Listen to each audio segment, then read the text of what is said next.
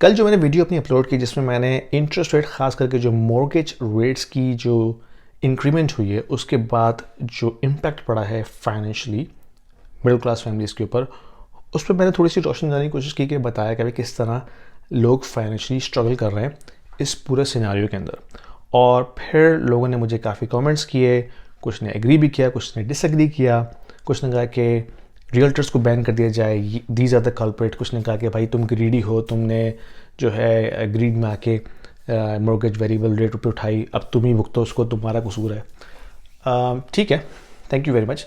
लेकिन एक चीज़ मैं आपको वजाहत करना चाह रहा हूँ, वो ये कि 2020 में जब ये कोविड का सिनेरियो पूरा सामने आया तो फेडरल गवर्नमेंट ने और बैंक ऑफ कनाडा ने मिल के एक तो पूरी इकॉनमी को शट डाउन किया, लोगों को घरों में लॉकडाउन किया।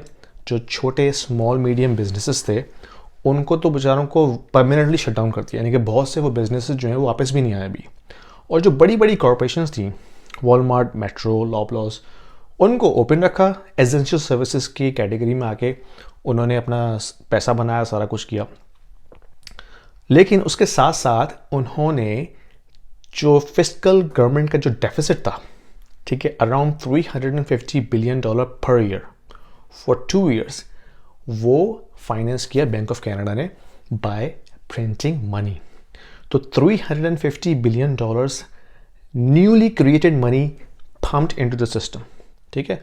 और जब कभी भी इतनी ज़्यादा अमाउंट में मनी क्रिएशन होती है और उसको जीडीपी कैचअप नहीं कर पाता, it is always going to create inflation, ठीक है। हिस्ट्री में मनी क्रिएशन हुई है, लेकिन साथ ही साथ आपने जीडीपी ग्रोथ भी करवाई है, जिसकी वजह से जो उसका इम्पैक्ट आना होता है वो थोड़ा सा ऑफ साइड हो जाता है।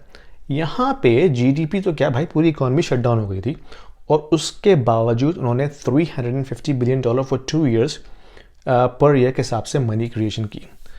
तो मनी क्रिएशन के बाद आपकी इन्फ्लेशन तो होनी थी, और इन्फ्लेशन कोई एक रात में तो नहीं हुई ना। 2% से 3% हुई, 4% हुई, 5% हुई, करते करते 8% पे पहुंच गई। यानी कि हिस्ट्री में लास्ट 40 ईयर्स में इतनी हाई इन्फ्लेशन हमें नज़र नहीं आई कनाडा के अंदर। तो उस वक्त तक ये सब सोते रहे। जब इन्फ्लेशन आउट ऑफ कंट्रोल हो गई, फिर एकदम ये जागे, ओह इन्फ्लेशन आउट ऑफ कंट्रोल हो रही है, हमें कुछ करना पड़ेगा, इंटरेस्ट रेट बढ़ाना है। तब इन्होंने इंटरेस्ट रेट बढ़ाना शुरू किया और कोई 6 महीने के अंदर 4% इंटरेस्ट रेट बढ़ा दिया। यानी कि 0.25 था ओवरनाइट रेट, उसको बढ़ा के ले गए 4.5% पे।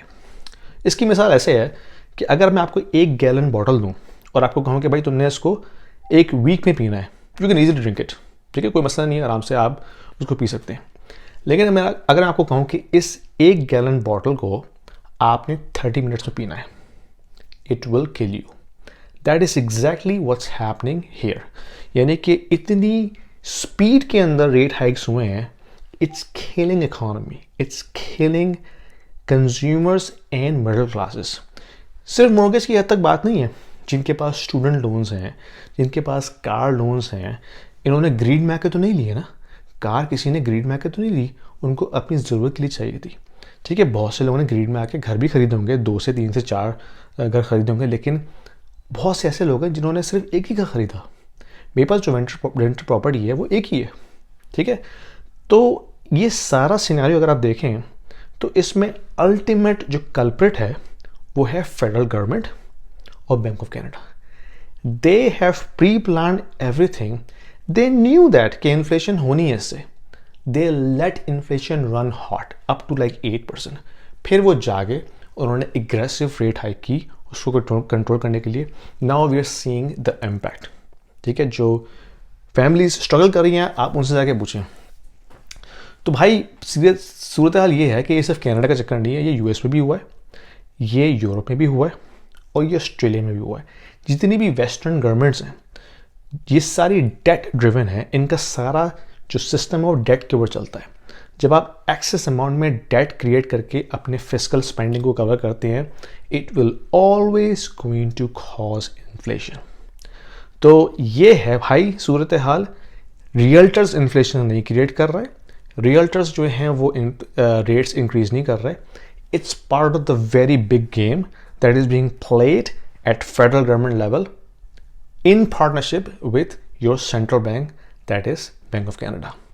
ये छोटा सा मैसेज था क्लियर करने के लिए कि भाई थोड़ा सा अपने आप को अपने होराइजन को ब्रॉड करें एंड बिग पिक्चर देखें।